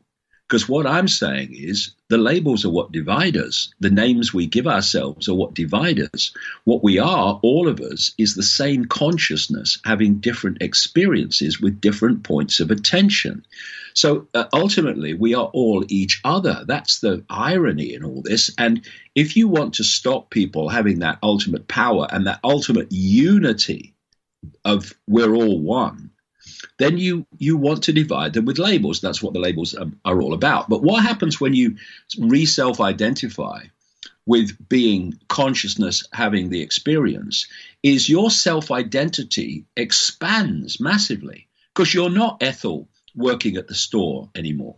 You're not Bill driving the bus anymore. You are the potentially infinite awareness having that experience. Now, that reevaluation of self-identity, that expansion of self-identity, leads to an expansion of the frequency band with which you are interacting with possibility, probability. It increases the frequency level at which you are interacting. And so suddenly you start to manifest in your life with this feedback loop between perception and possibility. Your life starts to expand as your consciousness expands. How people listening to this show who've been through this process or are going through this process, and many are, it's what we call awakening. What's awakening? It's awakening from the program. It's not awakening to something we're not. We are consciousness. It's awakening to the understanding that we are consciousness. It's awakening from the program that tells us that we are labels. That's what the awakening is. And when people go through this process, I went through it myself, and so I'm well aware of what happens. People suddenly start to realize they have, you've mentioned it in the show already, synchronicity in their lives. Right. They have amazing coincidences that just kind of happen, and it's like, oh, amazing, what's the chances of that? And these synchronicities weren't happening before. Why? Because you were interacting with such a narrow band of possibility and probability. You weren't manifesting that possibility of synchronicity and how life starts to become an adventure and moves with ease rather than limitation. Now you are expanding this self-identity and you are interacting with a much greater swathe of possibility and probability. Now you are manifesting this greater possibility of synchronicity, and your life changes. So this transformation of human society from what it is to what it could be has to come from a transformation of human perception, because collectively that will change everything. And it's the control of perception which has created the world that we're in. It is the releasing from control of perception that will, bring down this nonsense, which is all based on getting the population to perceive its own prison, and will start to create a world from a transformed perception that will be a very different one to the one we live in now. And if we go on to this whole AI connection to the human mind, this is to control perception so totally that you stop this self-identification of self that will transform everything. Deep in the shadows, these people know how this works, and they know if they control perception, they control the world, and we must not allow them any longer to do that. Question everything and ask who benefits from me believing this, and it will give you some very interesting answers. Do you think that there's got to be a pretty serious disruption to shake some people at their core? And I don't know what that would be, but somebody getting caught, or maybe a deep fake or a video where somebody was told one thing and their beliefs, and it could be political, it could be religious, it doesn't matter, where they suddenly find out that that same source of information lied to them and that maybe everything is incorrect. Do you think it would be something like that? And not necessarily the downfall of civilization where we have to restart this thing over again. Do you think that's a possibility? Well, only if perception changes. You see, some amazing things have been released by WikiLeaks. And the person who's the front man for WikiLeaks is now in jail. So what was released alerted people to the fact that they've been lied to. Right, right. But the world goes on. Right. The crucial thing is, and I can't say it enough, and it may seem trite and simple, but it's the foundation of everything.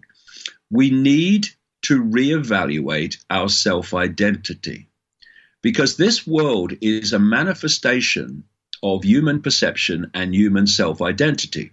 That's why there are so many little me self-identities in the world, right across the world, the vast majority, that little me is manifesting a little me life, and little me lives are those that allow a few to dictate those lives, who realize they're not little me.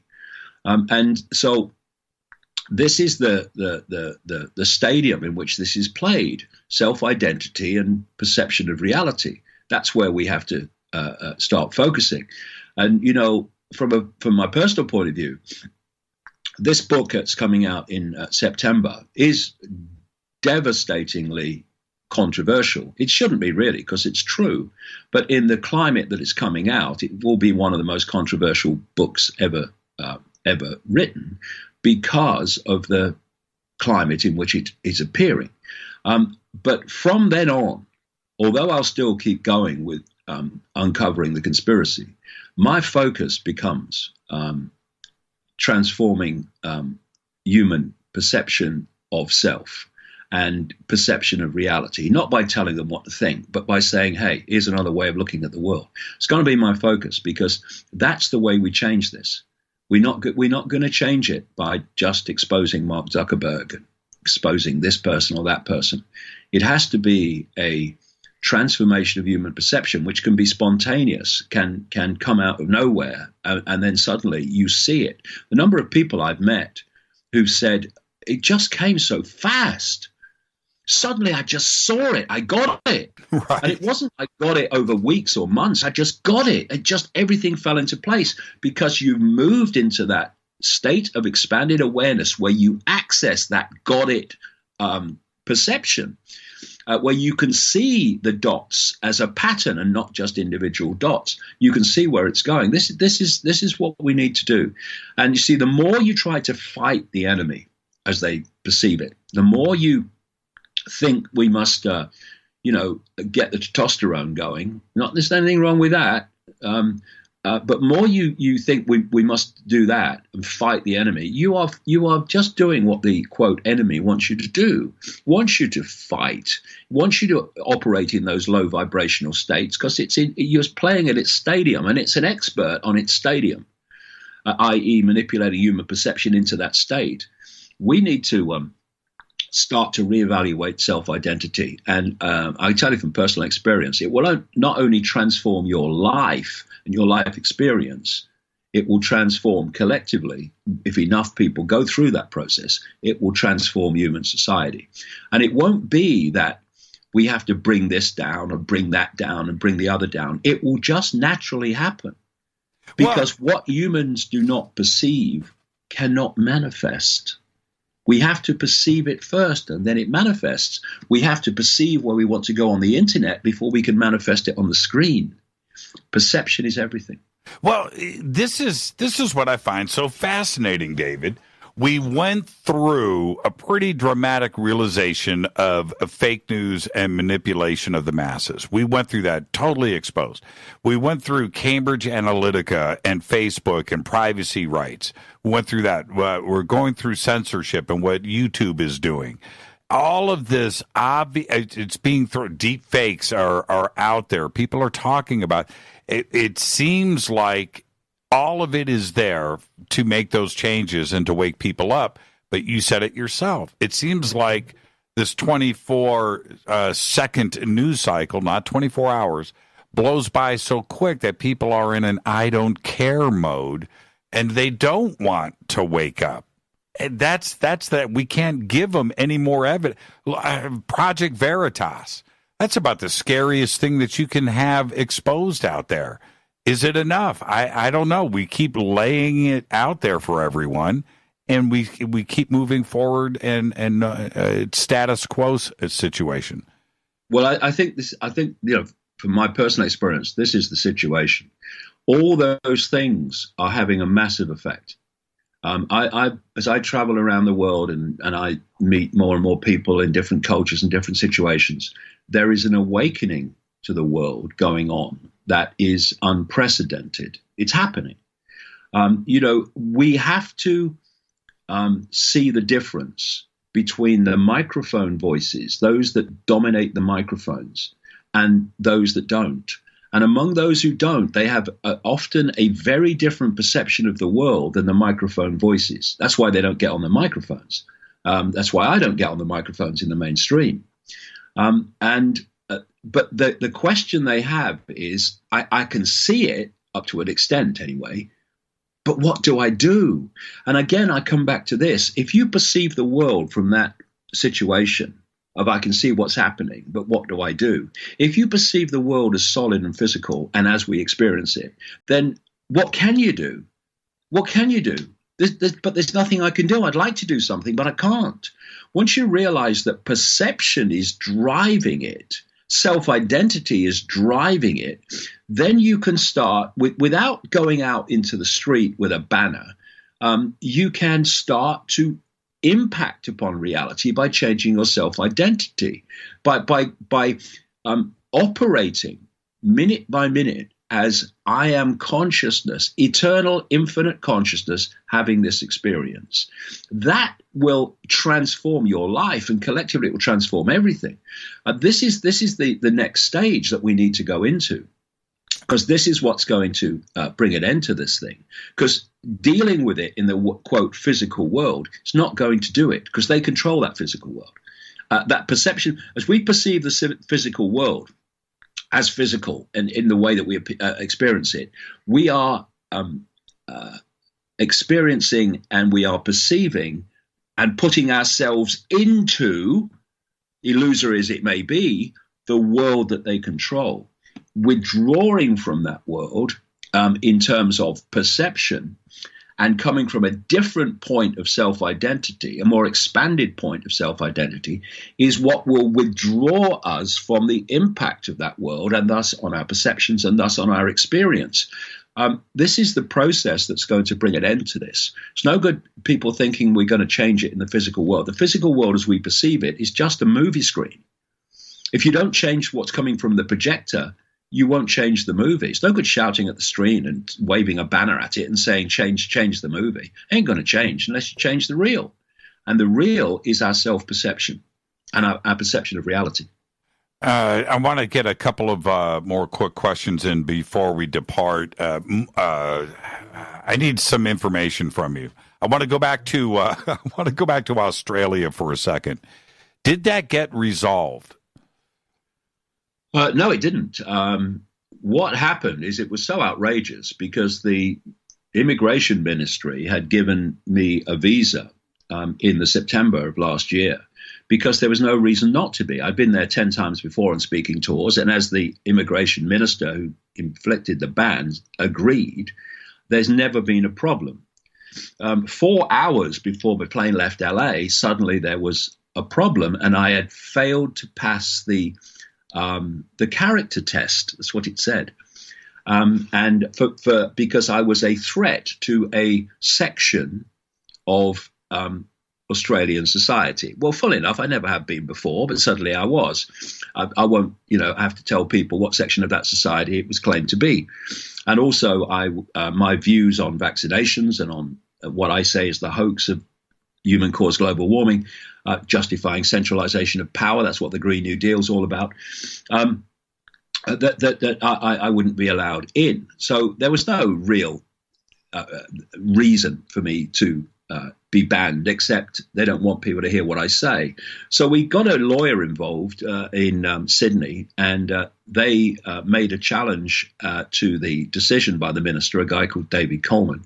And as I speak, and we're talking last February, Jimmy, as I speak, the ministry hasn't even replied. So that's what you're dealing with. And it cost us £30,000 in lost money that had been spent hiring venues, buying plane tickets, etc., and everything else that are the costs of a tour. That minister, 4 hours before my plane left, has no comeback on that and no consequences for that. And it cost us £30,000. What was that, $50,000, something like that? And this is what you're dealing with. You're dealing with a situation where they don't have to justify themselves. They just have to do it. And if we're here now, where are we going to be not too far into the future? This is why we need to address this now, but address it in a way that's going to make a difference. And that comes from human perception, not fighting the enemy. I would have thought after David Coleman's position and the letter, and the media pushed through this, not only on this show but other shows, and that being brought up to the public, that Australia would have said, this is not a good, censorship is not a good position for us, and let's fix this now and invite David over. They didn't even reach out. Nothing has. That's it. And if they did, would you go back to Australia and speak? Oh, I go back to Australia tomorrow, but I wouldn't go without an absolutely solid gold guarantee that the visa wouldn't be revoked at the last minute, because you can't go on losing $50,000 again and again and again and again, because sure. That leads only one place, and that's the situation that they can put you in simply by making a decision based on politics. And by the way, basically that ban was instigated via the minister by one man, a guy called Devere Abramovich, who runs a man and a dog organization called the Anti-Defamation Commission, which is part of the global Israeli protection racket. And on the basis of what he claimed I was saying, and I'm not, the ban was instigated. And so that this is what you're dealing with. And one man, through the minister, two people, decided what 25 million Australians can and cannot choose to see and hear.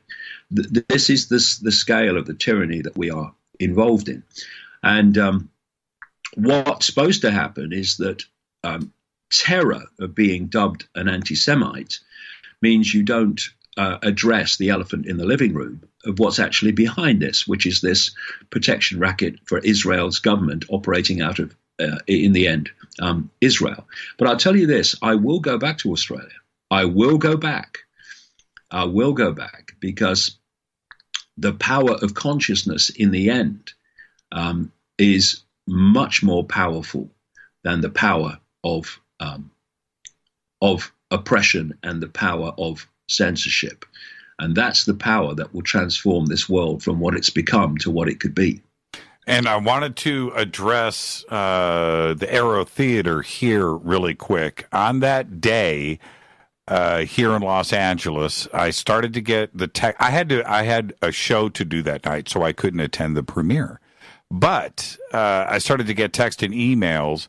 Jimmy, they've banned, we're down here. They've stopped the premiere. You've got to be able to do. And I thought, this can't be. And now, going through that mentally, I thought that only occurred here in Los Angeles. But it happened in the UK, too, right? Well, it happened in London. In the UK. By the way, just very quickly, that is a point, you see. It's not a part of the whole perception process. If you demonize someone in the minds of people, then anyone that supports that person or is interested in that person is painted as the demonized person. So here you had all these people in Los Angeles who were heading for the premiere, and we couldn't tell them that it was cancelled until we got back through the LA rush hour traffic to our hotel near the airport that could put out an email to tell people don't come because it's been cancelled. So lots of people turned up just to see a thing saying a message saying it's cancelled. They didn't know why, didn't know anything. Now, that was obviously going to happen to the people that turned up. But they didn't care because the process goes, he's a demon, therefore anyone who supports him is a demon. So it doesn't matter what happens to them. And the same happened in Britain. We were on a train coming down from the first premiere in Manchester in the north of England. And the venue in London, which was owned by the TUC. Now, the TUC is the Trade Union Congress. And the Trade Union Congress is the umbrella organization of trade unions in Britain. Do you remember when trade unions used to represent the working class? I do. Anyone that does remember that must have a heck of a memory, because it no longer does. And they sent an email to Jamie saying, we're cancelling the premiere. He brilliantly found another venue by the time the train got to London. But they said, we're cancelling it because we believe in inclusivity. So you see where that's coming from. People have contacted them and say, Icke's going to say this, he's going to say that, this film's all going to say this, going to say that, Renegade. Right. None of which it does. And so without coming to me and saying, well, we've just been told this, is this true? Well, no, it's not. Oh, okay. Right. Well, let's watch the film and then we'll decide. Okay, fair enough.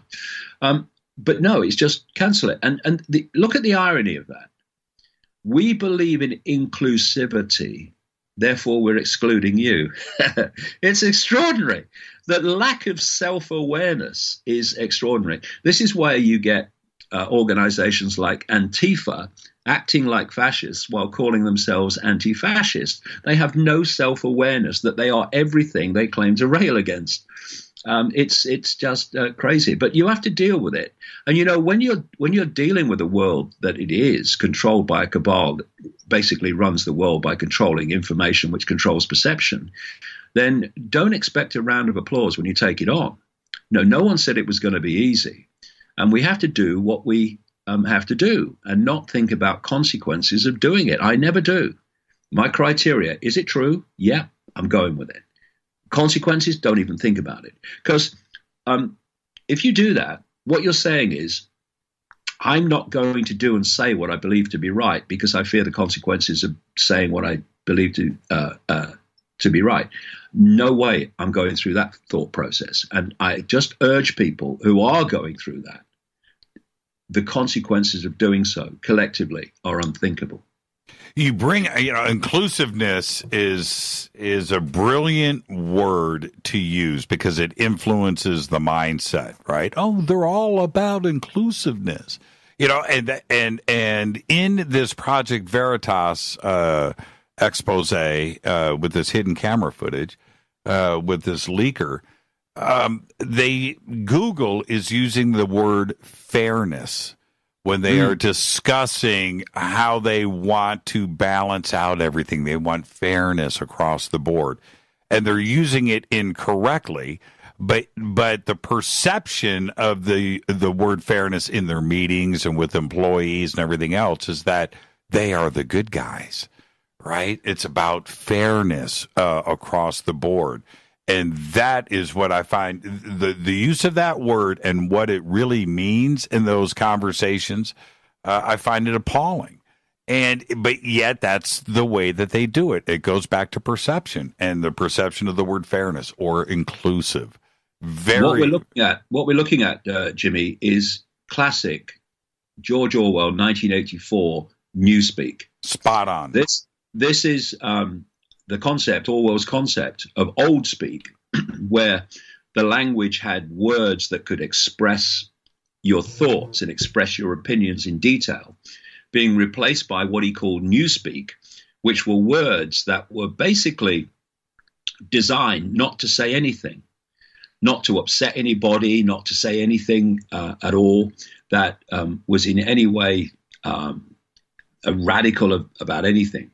And that he made the point, absolutely right, that we think in words. On the level of thinking, I mean, you go to the level of intuition. Intuition doesn't speak to you in words. It speaks to you in knowing, speaks to you in pictures, not pixels.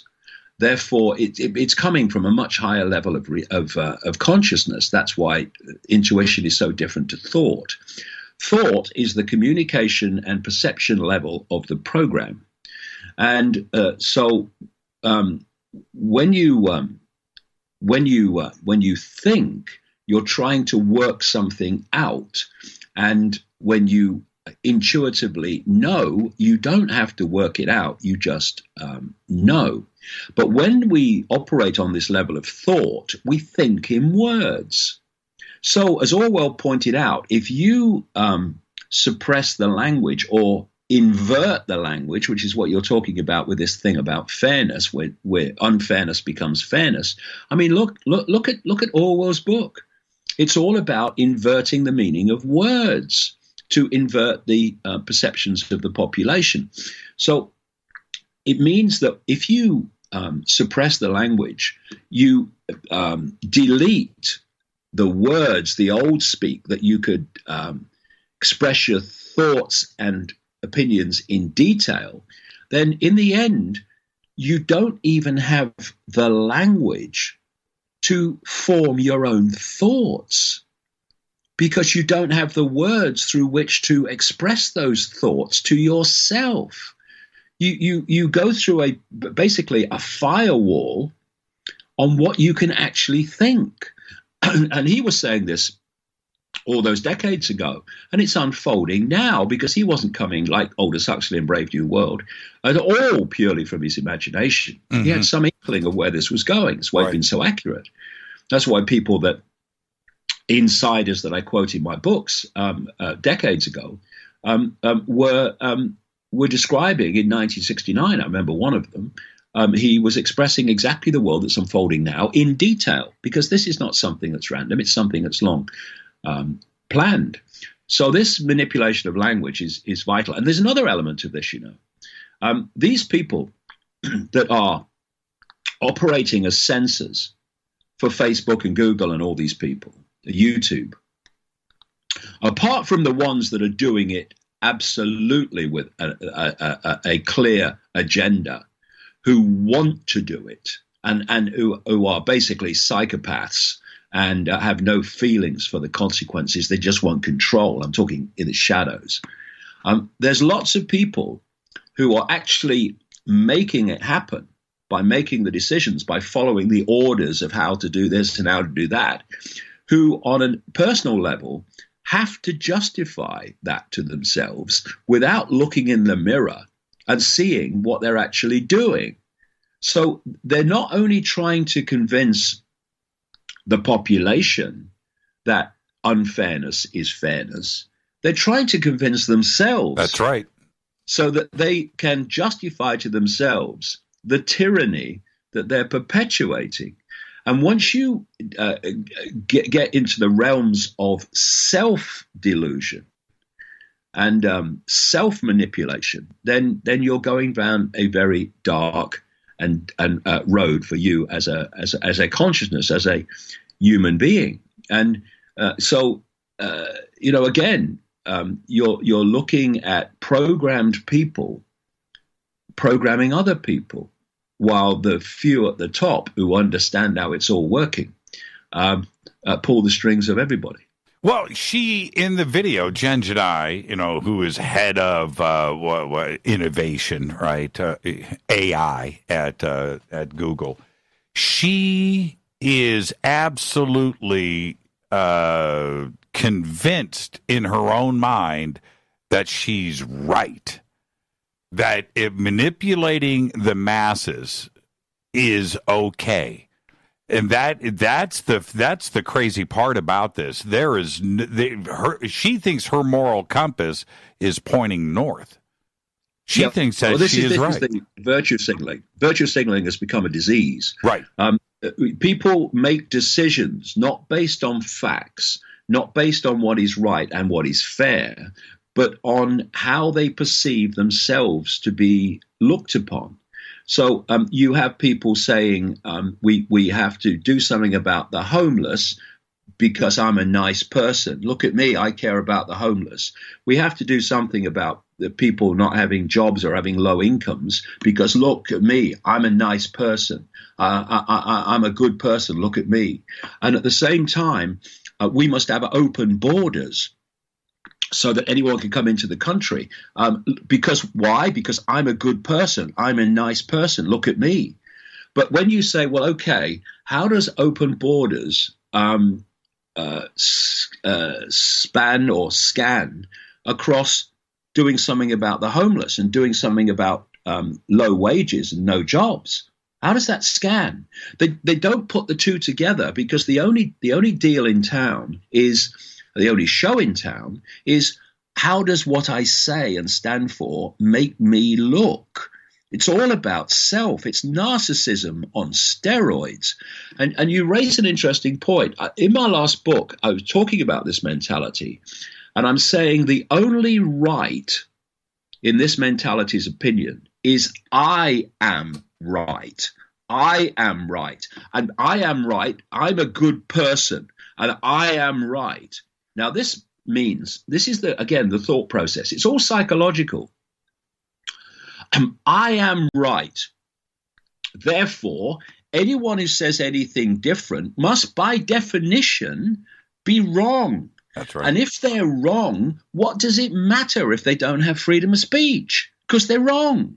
This is the process that goes through these what pass for minds. And this is the same thought process that says David Icke is evil. Therefore, anyone that supports his work is evil. Therefore, what's it matter if they're put out when we cancel a venue? What matter if they don't have freedom to choose what they want to see? This is the same thing. It all comes down to I am right. It all comes down to narcissism. And so you convince people that they are good people. Look at the heart of my sleeve. And that they are right and virtuous and have values. And from that narcissistic self-perception, they justify the suppression of everyone else, and they call it fairness. It is fair. I tell you why it's fair, because we're manipulating the information that people receive so that they'll think like we do, because we are right. This is how it works. And I'm sure that's going through Dorsey's psychology. It's going through Zuckerberg's psychology, Brin and Page's psychology, Bezos' psychology. This is what we're dealing with. Well, and this is what I think, okay? And I hope you're with me. We have this disclosure movement, right? That's going, everybody's talking. I think we should have an exposure movement. I think we should change the definition and the perception of what everybody's goal should actually be. It should be exposure, David, not disclosure. We need to expose what is actually going on. Are you with me? Yeah. But on the disclosure, just very quickly, we have to be very careful about that. Because, of course, I've spoken and written at length that I'm saying that in the background, in the shadows, beyond human sight, beyond this band of visible light, shall we say, this manipulation is ultimately being orchestrated by a non-human force. So all this disclosure and extraterrestrial disclosure and all that stuff, I should be, which is now more happening with the Navy saying, we are having all these unexplained craft doing things we can't explain, and we're going to make it easier for our pilots to report them and all this stuff, and it's coming out in the media. I should be saying, told you, but I'm not, because we have to be streetwise. And you know that one of the greatest forms of perceptual control is being told what you want to hear. And if this is the first thing, if you're told what you want to hear, you're more likely to believe it. If you're being told what you don't want to hear, then you're more likely not to believe it and to resist it because you don't want it to be true. And what I would say about this disclosure, which is unfolding, is we've got to be very, very careful, because do extraterrestrials, non-human life exist? I mean, are you kidding? Look at the night sky, for goodness sake. Right. But there's also the potential to produce a fake alien invasion, quote, which justifies the massive global centralization of power, politically and militarily, to meet the threat. And that centralization of global political and military power is exactly where this conspiracy is planned to lead, with the world government and the World Central Bank and the World Army, etc. So I'm all for disclosure, or even more for exposure, but because disclosure will always, if it's coming from government, only disclose what it feels is good for itself. Exposure is a much better word, you're right. We need to just be very streetwise and just observe this and ask that classic question again: who benefits from me believing this? And if this disclosure does move on and they start to say we need to centralize power to meet the threat, then alarm bells should be flying off everywhere. And I've been involved or interacted over this last 30 years with the UFO research movement. There's some very good people in it, but there are also some very naive people in it as well, and who will definitely respond to being told what they want to hear, and react by saying, "See, I told you so." Right. When actually they're being played like a violin, potentially. So it's very important that we don't kind of get excited with this stuff that's unfolding. We just stay calm and say, who benefits and what are they trying to justify as a result of this? That's always the question that I keep putting. This is all great. It's fun, but why? That you have to ask yourself that question. Why? Because it's coming at us from all directions right now, and it's never been like this before. And you have to just stop. It's okay. It's okay to say, yeah, I see, I told you so, UFOs are real or whatever. But you have to ask why. Why now? And one of the things that I say to people is, if you ask me what's the agenda, I say, one, look at what you're not allowed to have another opinion about, and you'll find that's the agenda. And the other thing is, if it comes out of nowhere and is suddenly everywhere, it's the agenda. And that would apply very potentially to what's happening now with this whole disclosure thing. Thank you so much, David. Looking forward to the new book. I can't wait to get you back on the show. Give my best to Jamie and the family, and keep rolling that rock uphill, my friend. Thank you so much. Okay, mate. If anyone wants to watch Renegade, go through davidicke.com. They can watch it now if they like. And it's been very well received. It's very encouraging. Yeah, the movie is incredible, and I'll let you know some other stuff behind the scenes in an email as soon as we wrap here. But Renegade is incredible, and I will talk to you soon. Thank you so much, David. Cheers, Jimmy. David Icke. The film is Renegade. We've got all the links up for it. You can also go to davidicke.com and check it out right there. And follow David, of course, on Twitter at David Icke. And with that, I've got to roll credits and get out of here. We went literally pole to pole. David is absolutely incredible. I think I'm going to go back and listen to this show again myself. That's something I never do. Fade to Black's executive producer is Rita Camurian. Show is produced by Hilton J. Palm, Renee, Dennis, and Bob. Announcers are Steve Harder, Gene Vitoa, Mark D. Kovar. Webmaster is Drew the Geek. Music, Doug Aldrich. Intro, Spaceboy, spaceboymusic.com. Fade to Black is produced by KJCR for the Game Changer Network, and syndication is KGRA, The Planet. This broadcast is only copyrighted 2019 by Fade to Black and the Game Changer Network. It cannot be rebroadcast, downloaded, copied, or used anywhere in the known universe without written permission from Fade to Black of the Game Changer Network. I'm your host, Jimmy Church. Tomorrow night, open lines all night long. It's Fader night. Until then, I want to thank David Icke, and I want all of you to be safe. Go back, Lee Tappy.